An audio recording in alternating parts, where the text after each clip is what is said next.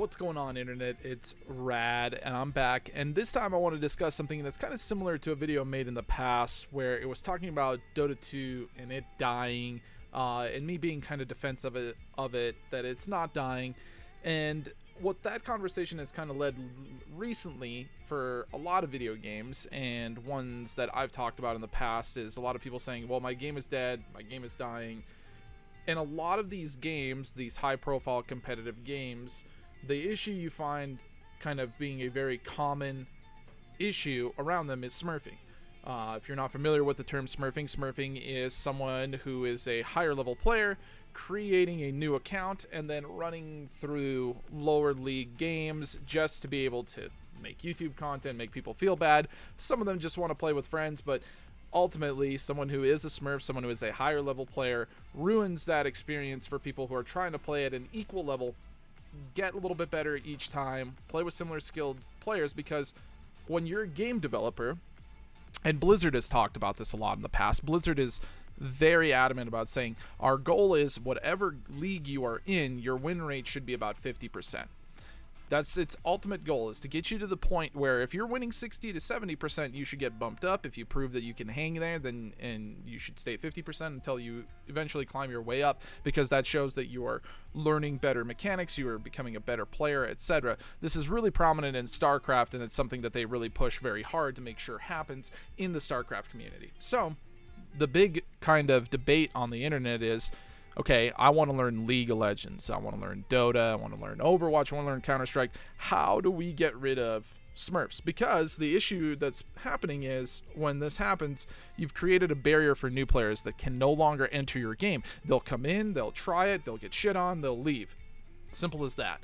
Only few people are able to kind of test the giant waterfall effect of just getting dumped on until they finally get past the point where they may finally start enjoying the game, because they learn enough over the course of probably many months, a year, sometimes 2 years, depending on the nuance and the difficulty of the game, in order to get past that. So I brought this up on my stream before, and I don't think there's a perfect solution. If there was, someone would have already mentioned it, and every game developer would have done it, and we would have seen it already.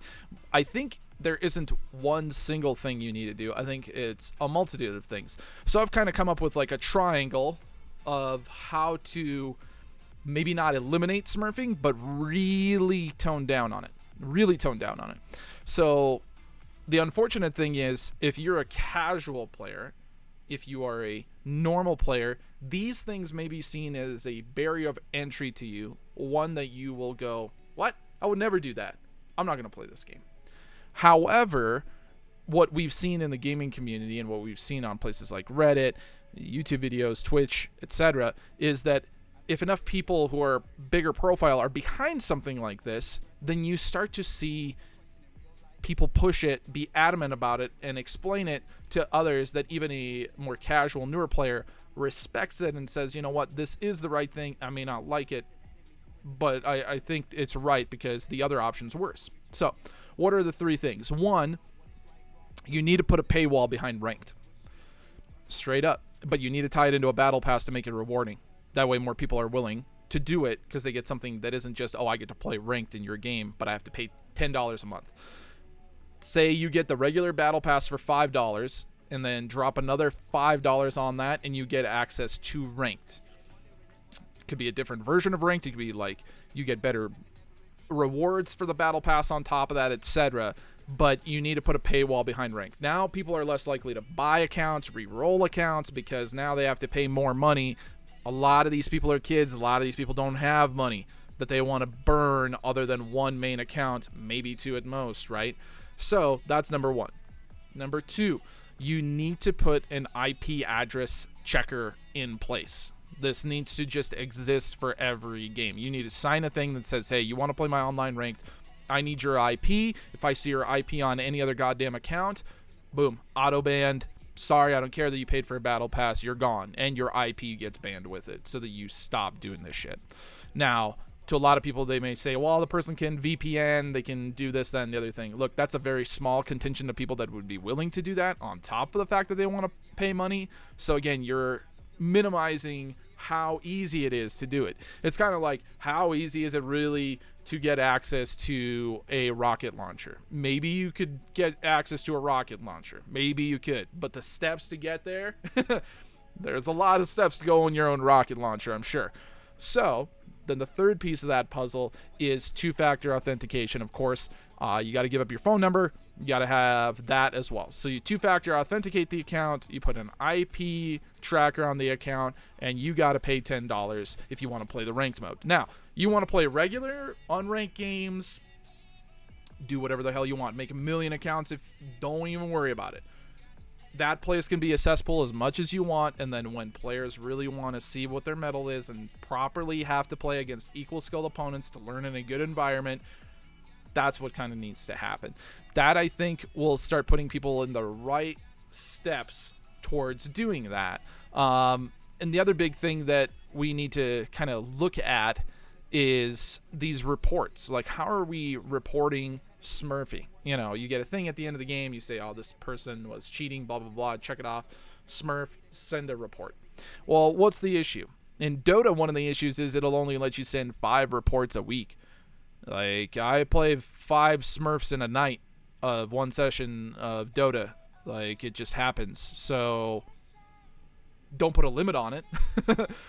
And then the other thing is, you know, it needs to have a way for the player to know that it really was one, to not just assume that just because this guy had a 23-0 game. Like in League of Legends, it's really easy to determine if someone is a Smurf or not. Go click their just click their profile and go look at the last few games. You'll see like 0-13 last game, 5-13 the game before that, and then they just had this amazing game, and you're like, this guy was a Smurf. Well, no, this guy wins and loses. This guy is not anything special.